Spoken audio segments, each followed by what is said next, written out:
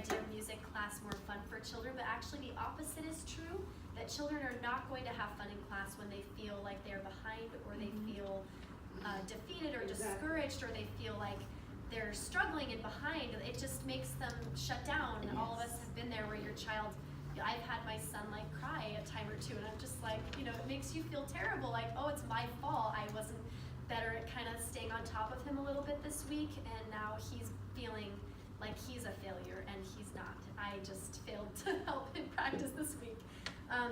So it does become a really rewarding and exciting experience being in class when the child feels prepared, and they're really excited and look forward to going to class when they're like, I can't wait to show my friends this song, or I can't wait for Miss Miller or Mrs. Jill to hear this song. They just can't wait. And it just makes their experience, the progress that they feel during the week, it makes their music class experience better. And all of us have probably experienced both situations, where they're really frustrated and when they really feel great. And that's all associated with practice, right? So without practice between classes, children forget the content, they become frustrated, discouraged, and then each class gets worse. So each time, if we don't correct it, it just can get worse. And it's hard as a teacher to see that, because you love the child so much and we really want them to succeed. And I'm sure it's hard as a parent because you're not only paying for the classes, but you're investing your time and your energy, and you want them to feel happy and successful. So this is where you come in. Helping your child establish a regular practice time has proven to be the most successful for most parents that I've spoken to. How many of you has that been effective for, like having a certain time each day? A lot of you? Or do you just kind of wing it day by day? Kind of wing it? I kind of wing it too, but I guess like naturally my routine has been like straight after school. I've just tried to like sort of do it, you know, then.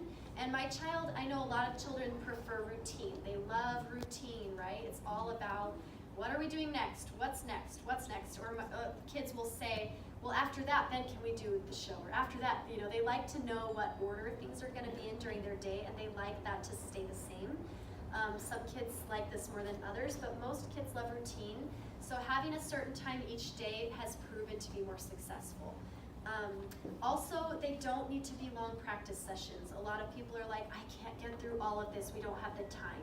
Well, it's not meant to be, do all of this every day. It's meant to be, you know, spend, especially first semester, just 10 minutes, 5-10 minutes, whatever you can do in just a short amount of time, or break it into 2 small little sessions if you feel like it's not enough. And as they get older, they can handle a little more time. I'm sure like some of you JMC4 parents are probably doing like 15 minutes a day, maybe 20. Is that what you would say is appropriate? That's what I'm doing, so I hope that's appropriate. I think we do like 15 minutes with my son. And I think that just increases as they go through the program, and as they can sit longer and focus longer, and that's what's most helpful. And practice is it just playing the keyboard? Just like sitting down and playing the songs, is that like all that we're supposed to do during practice? No, the answer is no, right? The answer is we can sing, we can listen, we can do the movements, especially like some of these younger kids that are in like the JMC1, the roller coaster do, and the happy elephants, and all of the like motions that we associate with the songs. That is what the practice session mostly entails. They do some playing, yes, but they really should be doing all of those things, like what Miss Jill lined out for how we learn a song. Whatever phase that song is in, if it's still in the listening section, that's what your homework is, and that's, you know, gives all the check marks in the world that you want for that. Parental involvement in practice will give optimum results. And do not overteach. I wanted to state that in big bold, do not overteach. Children can become really frustrated if we hover over them too much, or we make them do it over and over and over again. Like, it's not good, it's not perfect, do it again, do it again. They don't feel happy and they don't enjoy the music at that point. So just kind of picking your battles and deciding, well, today, you know, that's great, good job, and celebrate the small accomplishment that they did, or the small success that they had that time, and then the next day, you know, see how they're doing again. So just day by day, I guess, is what I would say for that. Listen to the CD as often as you can. I have it in my car. I also have it downloaded on my computer. I've heard people tell me my children listen to it in the bath. Didn't you tell me that you have parents that have said that? They listen in the bath. They listen while they're cleaning up after dinner, or they listen while, I like the car because my son is like, my younger boy is strapped and he can't run away. So he's in the car seat and he's buckled in, and I can turn on the CD, and as long as I like see in my rearview mirror that he's like enjoying and kind of singing along and participating, I count that as practice time. That's really, really immersing them in the music, and they love it. They love the music, and then when we get home, I can spend 5 minutes just playing through it, and we've already done the listening. So that's really wonderful while they're getting ready for bed, whatever works for you, but listen, listen, listen. If you need to make like copies, we can make copies of the CD, right? Is there like, are these the special CDs that like die if you copy them? No, they're not. Has anyone copied them or had experience with that? I don't know personally, but if you can copy it, you could copy the CD and have duplicates around. Also, rewarding systems. I've heard that works a lot for parents. Have any of you tried reward systems, or I don't know, sticker charts or different things? I know that a lot of kids thrive on that. So if that works for you, my younger son has been more frustrating to deal with practice. He's just a little more of a free spirit. And so sometimes I'll get a pack of fruit snacks, don't judge me, I'll get a pack of fruit snacks, and every time he does a song, I'll give him one. I'll just put it in his mouth, and he'll play another one, and I'll give him another one. And then at the end, whatever's left, I'm like, here you go, just go, you know. And I'm like, yes, he did it. And that helps a lot with him, is just like having some sort of incentive that makes him feel really, really good to have fruit snacks. But I don't know what works for you. So think of something rewarding that helps your child feel, you know, good about doing it. And then I wanted to talk really quickly about how to make practice time more interesting and more fun.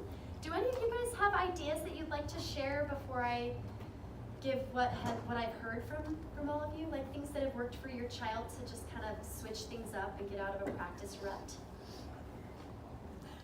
Do you guys have an idea? No, I'm doing everything wrong. I'm sure you're doing a lot of things right. I'm sure you are. Your child is in JMC 4, so Yeah, no, 2. 2, but you've made it through 1 and you're in 2, and that's a huge success. So you're doing things right. Anyone? Yes, for Solomon's parents? Genevieve will play the song, go to the piano, play the song, and then he gets competitive. He gets competitive and wants to show that he can do it too. I love that. I do that in class sometimes. I'll say like, why don't you watch, you know, mom or dad or partner or whatever, and see if they do it right and correct them. You know, that's a great idea. At home, you can be the child and have them be the parent or the teacher. You're like, you're the mom now, and have them watch you and make a mistake on purpose or do something like that. That's a great idea. Anyone else have any ideas? I'll sometimes, when they know the song well enough to play it on the piano, I'll tell them, okay, we're gonna practice as you're gonna perform. We video them, and they love watching themselves. Oh, yeah, they do. So they'll ask, can you video me?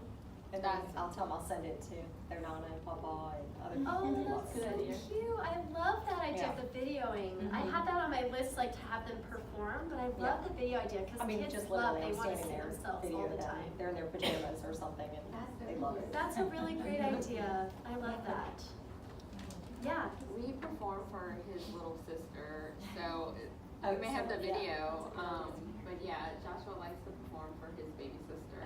Oh, And then that's she gets on the cute. keyboard and just, I don't, pounds, but. Yeah, she'll perform for him back. Uh-huh. That's cute. I love that. Those are really wonderful ideas. Does anybody else have anything? She likes to pretend like she's you, and she'll be like, hey mom, what is this chord? And I think they're developing perfect pitch, I only have relative pitch, but she's like, nope, that's fa la do. You know, then she'll do the 5/7 chord, Me-ti-do. and I'll get that right, because it's like right next to it. Oh, that's so cute. I love that she does that. That sounds like Madeline. That's really cute. Yeah, so I had that on this list as well of having them take turns being the teacher. So you be the student, make sure to make like a mistake or two that's obvious. And then they can be like, no, you know, I that's not right. and then say, well,